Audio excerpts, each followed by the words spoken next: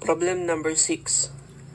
A horizontal return tubular boiler with a heating surface of 2,000 square meters generates steam at 4.5 kg per second.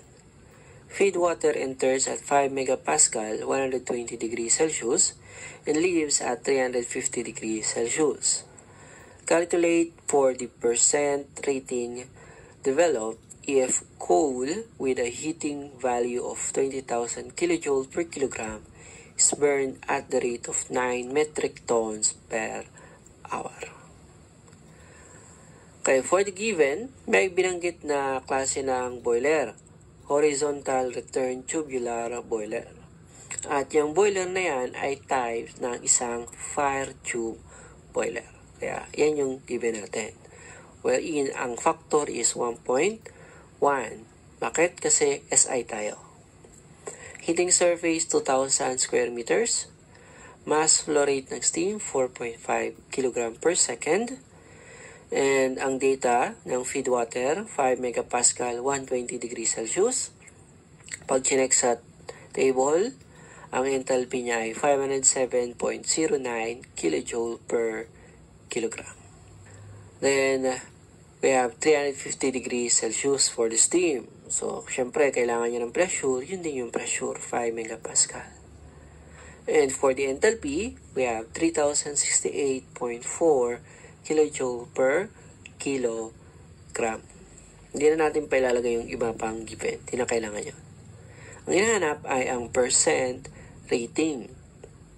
For the formula, that is simply the ratio ng developed with the rated boiler horsepower.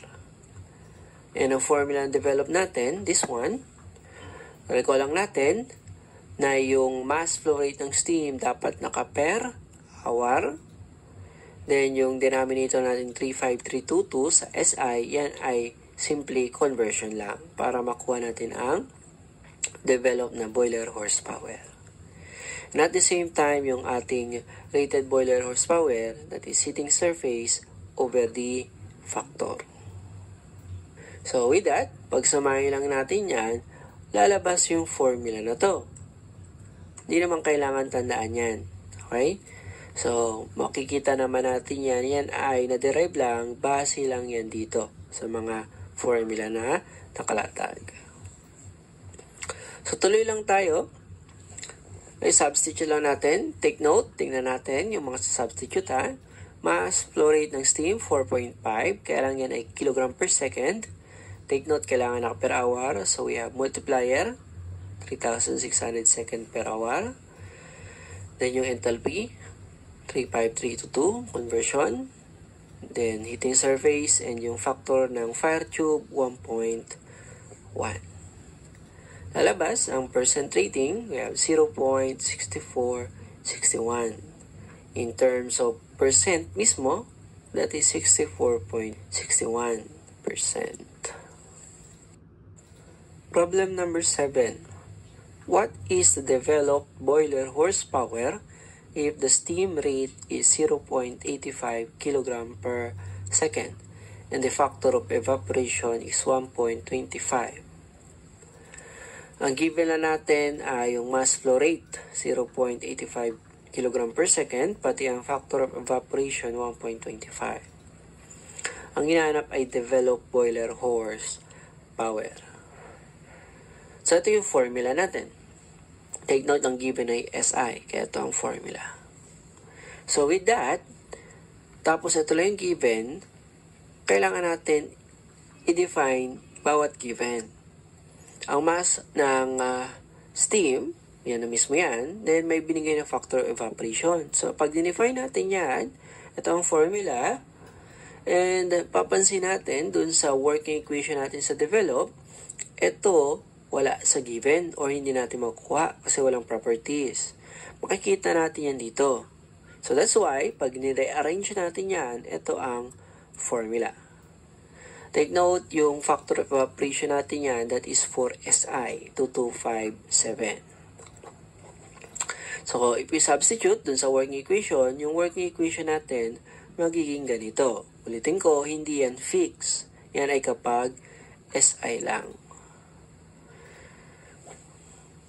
Then, substitute lang natin. And take note, ulitin lang natin, for the develop, ang mass flow rate ng steam should be in per hour. That's why we have 3,600. So, lalabas ang develop boiler horsepower, we have 244.41 boiler horsepower. Problem number 8. The heating value of fuel supplied in a boiler is 40,000 kilojoule per kilogram. If the factor of evaporation is 1.10 and the actual specific evaporation is 10, what is the efficiency of the boiler?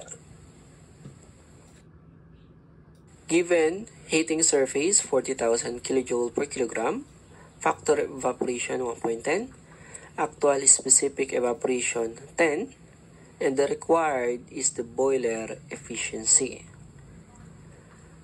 So, for the formula, i-diretso na natin, boiler efficiency is the capacity. Ito yung capacity sa taas, then sa ilalim yung heat supply. And tulad lang nung nakaraang problem, or previous problem, ang change in enthalpy, i-define natin by this formula. And at the same time, from the given, ito yung actual specific evaporation. Kaya makita natin, dun sa ating working equation, ito yan. Kaya pwede pa rin nating i-simplify yung formula natin papunta dito. Okay, saan galing to? Dito lang din yan. Dinerive lang. Okay? Then substitute. Okay na yan. Wala tayong dadagdag. Consistent na yung units. Okay, kasi ang actual specific evaporation is unit test. 2257, that is kilojoule per kilogram. Factor evaporation unitless, heating value kilojoule per kilogram. Kaya cancel yan. Lalabas ang boiler efficiency 0.6207. Multiply by 100%, we have 62.07%.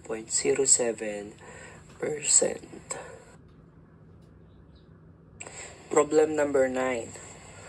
Two boilers has capacities of 200 kg per hour and 250 kg per hour. If 150,000 kg of coal are supplied to two boilers, how many days to consume the available fuel? Given natin is the mass flow rate sa boiler 1, 200 kg per hour. Mass flow rate ng boiler 2, 250 kg per hour. Then, ang available mass dun sa bunker, 150,000 kg. Ang hinahanap ay yung time. For our solution, gagamitan lang natin dito ng conservation of mass. So, the initial value ng mass, flow rate dun sa bunker, papunta sa dalawang boiler. Kung saan, yung mass flow rate dun sa bunker, that is mass, over the time. Then, substitute na natin. Okay. Take note, ang kailangang time daw is days. Kaya meron tayo dito conversion. 24 hours in 1 day. Kaya makikita natin, cancel kilogram, cancel yung hour. So, ang unit ng time natin ay day na. So, lalabas ang ating answer. Time required, 13.89 days.